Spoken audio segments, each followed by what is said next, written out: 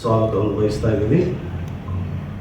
ಇವತ್ತಿನ ದಿವಸ ಈ ಒಂದು ಪತ್ರಿಕಾಗೋಷ್ಠಿಯನ್ನು ಕರೆದಿರೋ ಉದ್ದೇಶ, ಮೊನ್ನೆ ತಾನೇ ಕೆಲವೊಂದಿಷ್ಟು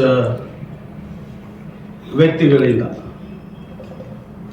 ಪತ್ರಿಕಾಗೋಷ್ಠಿಯನ್ನು ಕರೆದಿದ್ದು, ಆ ಪತ್ರಿಕಾಗೋಷ್ಠಿಯನ್ನು ನಾನು ಕೂಡ ನೋಡಿದೆ. ಬಿಹಾಫ್ ಆಫ್ ದಿ MLA ಪರವಾಗಿ ನಾನು ಒಂದು ಸ್ಟೇಟ್ಮೆಂಟ್ ಮಾಡಬೇಕಂತ ತಮ್ಮನ್ನು ಕರೆದಿದ್ದೀನಿ. ಅದರ ಜೊತೆ ನನ್ನ ವೈಯಕ್ತಿಕ ಸ್ಟೇಟ್ಮೆಂಟ್ ಕೂಡ ಇದೆ. ಇದು ಭಾಳ ಸ್ಪಷ್ಟ. ಕಾರಣ ಇಷ್ಟೇ, ಇವತ್ತು 2023ರಲ್ಲಿ ನಾವು ಚುನಾವಣೆಯಲ್ಲಿ ಗೆದ್ದ ನಂತರ ಈ ತಾಲೂಕಿನಲ್ಲಿ ನಮ್ಮ ಶಾಸಕರಾಗಿ ವಿಜಯಾನಂದ ಕಾಶ್ಯಪ್ನವರು ಕಾರ್ಯನಿರ್ವಹಿಸ್ತಾ ಇದ್ದಾರೆ. ಅದರ ಜೊತೆಗೆ ಯಾವತ್ತು ಅಧಿಕಾರ ಇರುತ್ತೆ ಅಲ್ಲೇ ವಿರೋಧ ಪಕ್ಷ ಕೂಡ ಒಂದು ಚಟುವಟಿಕೆಯಲ್ಲಿ ಇರುತ್ತೆ. ಯಾಕಂತಂದ್ರೆ ಅಧಿಕಾರ ಇದ್ದಾಗ ವಿರೋಧ ಪಕ್ಷದವರು ನಮ್ಮನ್ನು ಎಚ್ಚರಿಸ್ಲಿಕ್ಕಂತಾನೆ ನಮ್ಮ ನ್ಯೂನತೆಗಳನ್ನು ತಿಳಿಸೋಕ್ಕೆ ಇರೋಂಥ ಒಂದು ಪಕ್ಷ ಅಥವಾ ಪಬ್ಲಿಕ್ ಕೂಡ ಇರ್ಬೋದು. ಆ ಒಂದು ಮೊನ್ನೇನು ರೈತ ಮೋರ್ಚಾದ ಒಂದು ಚಳವಳಿಯನ್ನು ಮಾಡಿದರು ಅಥವಾ ಪ್ರೊಟೆಸ್ಟನ್ನು ಮಾಡಿದರು. ಆ ಪ್ರೊಟೆಸ್ಟ್ನಲ್ಲಿ ಅವರು ಅಭಿವೃದ್ಧಿ ಬಗ್ಗೆ ಮಾತಾಡಿದ್ರಲ್ಲಿ ನಾನು ತಪ್ಪೇನು ಇಲ್ಲ. ಯಾಕಂದರೆ ಅಭಿವೃದ್ಧಿ ಬಗ್ಗೆ ಕೇಳಬೇಕು, ಕ್ಷೇತ್ರದ ಡೆವಲಪ್ಮೆಂಟ್ ಆಗಬೇಕು, ಪಬ್ಲಿಕ್ಕಿಗೆ ಎಲ್ಲ ಸರ್ವಿಸ್ಗಳು ಸಿಗಬೇಕು.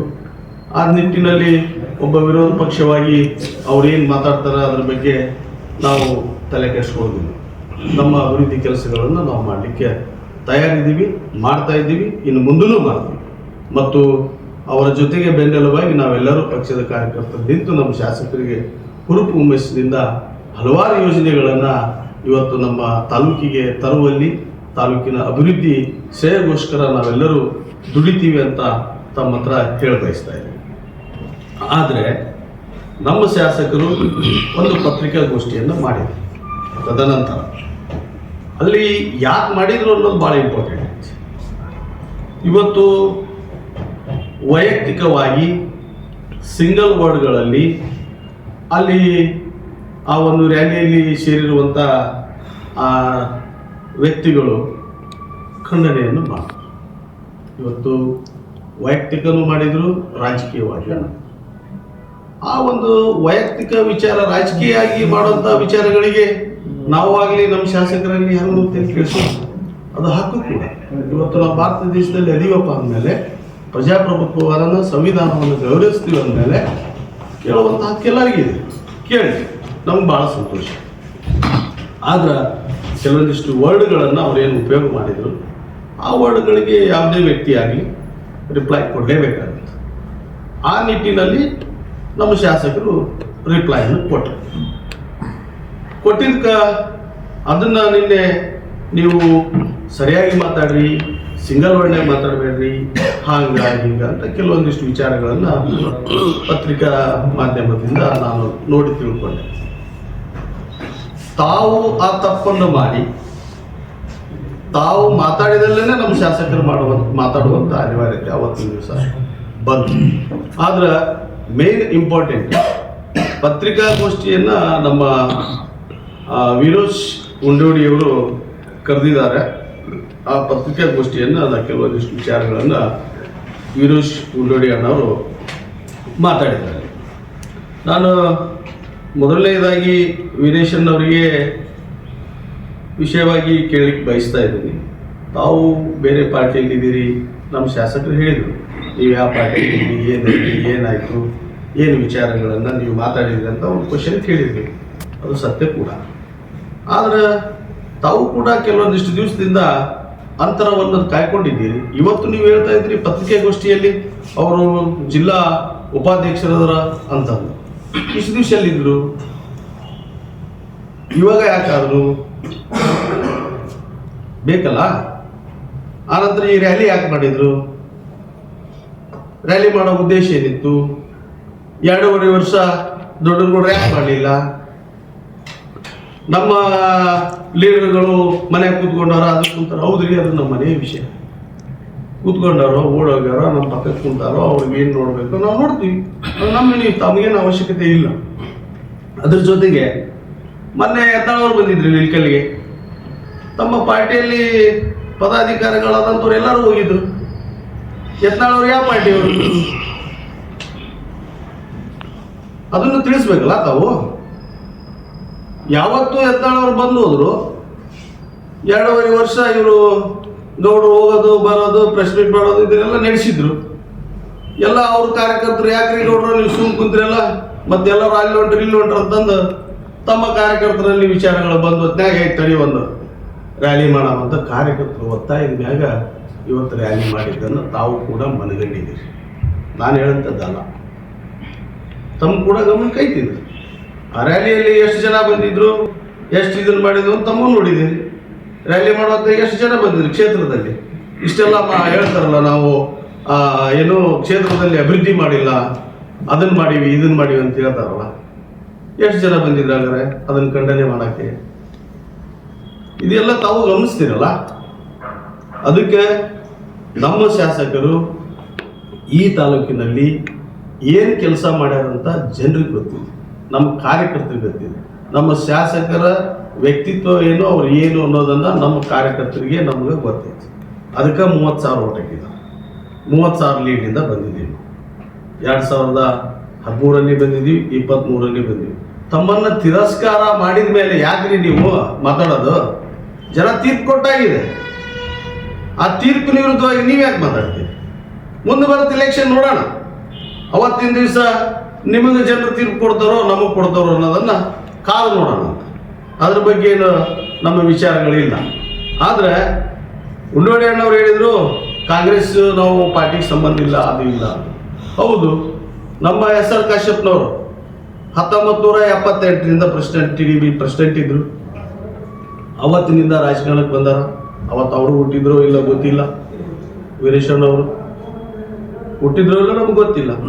ಅವ್ರ ತಂದೆಯವರು ನಮ್ಮ ಸಾಹೇಬ್ರ ಜೊತೆ ಇದ್ದವ್ರೆ, ಇದ್ಬಿಟ್ಟು ಅವರು ಎಲೆಕ್ಷನ್ ನಿಂತವ್ರೆ. ಅವತ್ತ ಜೋಡಿಯಲ್ಲಿ ನಿಂತು ಅವರು ಸೋತಾರ. 94ರಲ್ಲಿ ಸುತ್ತಿದಾರಲ್ಲ.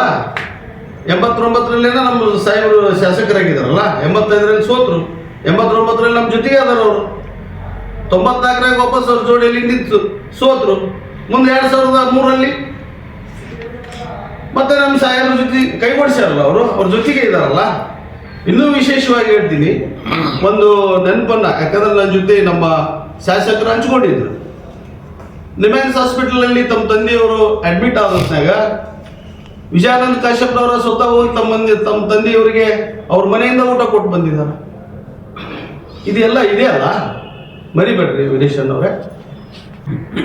ಯಾವೊಂದೋ ಮಾತು ಕೇಳ್ಕೊಂಡು ಏನೋ ಮಾಡ್ಕೊಂಡು ನರಗುಂದ ಮಂತೇಶನ್ ಮೇಲೆ ಅಕ್ರಮ ಮರಳುಗಾಣಿಕೆ ಮಾಡಿದಾರಂತಂದು ತಾವು ಮಾತಾಡ್ತೀರಲ್ಲ. ಏನಿದೆ ನಾನು ಅಕ್ರಮ ಗಣಿಗಾರಿಕೆ ಮಾಡಿದ್ದೀನಿ ಅಂತ ತಮ್ಮ ಹತ್ರ ಎವಿಡೆನ್ಸ್?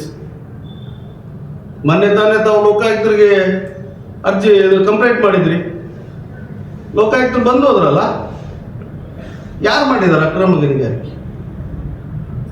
ನಿನ್ನೆ ಪತ್ರಿಕಾಗೋಷ್ಠಿ ಮಾಡಿದ್ರಲ್ಲ, ಎಡ್ಕ ಬಲಕ ಕುಂತಿದ್ರಲ್ಲ. ಮಲಪ್ರಭಾ ನದಿನ ಸೇತುವೆ ಕಟ್ಟಿ ಉಸುಗೊಡೋದ್ರಲ್ಲ, ಬಲ್ಕೊಂಡಿದ್ರ ಅವಾಗ? ಅದು ಅಕ್ರಮ ಅಲ್ಲ?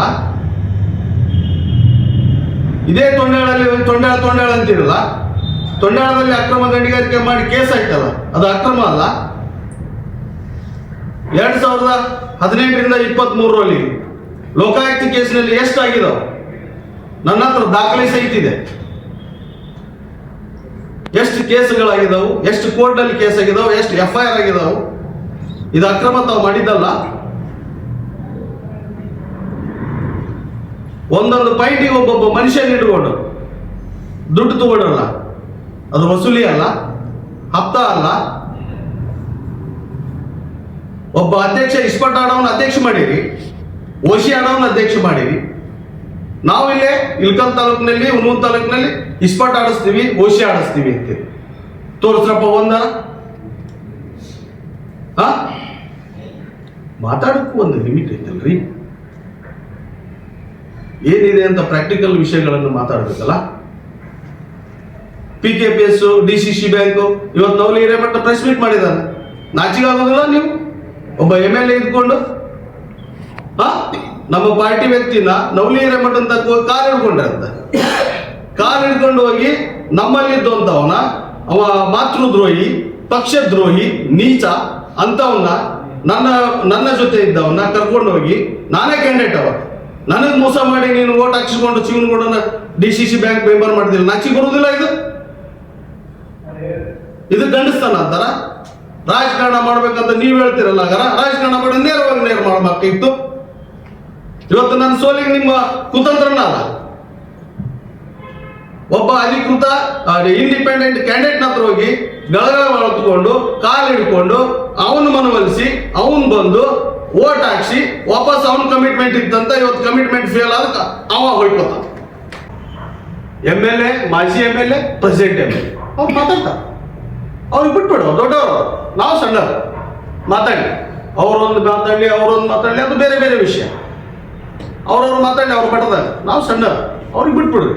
ನೀವೇನಾದ್ರೂ ಇನ್ಮೇಲೆ ಲೇ ವಿದ್ಯ ಆ ವಿದ್ಯ ಅಂತಂದು ನಮ್ಮ ಸಾಹೇಬ್ರಿಗೆ ಮಾತಾಡಿದ್ದ ಆದ್ರೆ ನಾವು ಸಮಾಜದಲ್ಲಿ ಸುಮ್ ಕುಂತಿಲ್ಲ. ಇನ್ಮ್ಯಾಗ ಏನಿದ್ರು ಪತ್ರಿಕೆಗೋಷ್ಠಿ ಇವು ಎಲ್ಲ ಬಿಟ್ಬಿಡ. ಆರ್ಮೀರ್ ಬಳಿ ಕ್ರೀಡಾಂಗಣ ಕುಲ್ಲ ಆಯ್ತು, ಬಂದ್ಬಿಡ್ರಿ. ದಮ್ಮು ತಾಕತ್ತು ಅಗಲ ಭಾಳ ಬಿಟ್ಟವು ಮಾಡ್ಬಿಡ್ಲಿ. ದಮ್ಮು ತಾಕತ್ತು ನೋಡ್ಬಿಡಮ್ಮ. ನಾವು ರೆಡಿ ಇದೀವಿ, ನೀವು ರೆಡಿ ಆಗ್ರಿ. ಟೈಮ್ ತಳ ಫಿಕ್ಸ್ ಎಲ್ಲ ಮಾಡಿಬಿಡಮ್ಮ. ಅದನ್ನು ಬಿಟ್ಟು ಇವೆಲ್ಲ ಬಿಡ್ರಿ, ಇವು ಸಾಕು.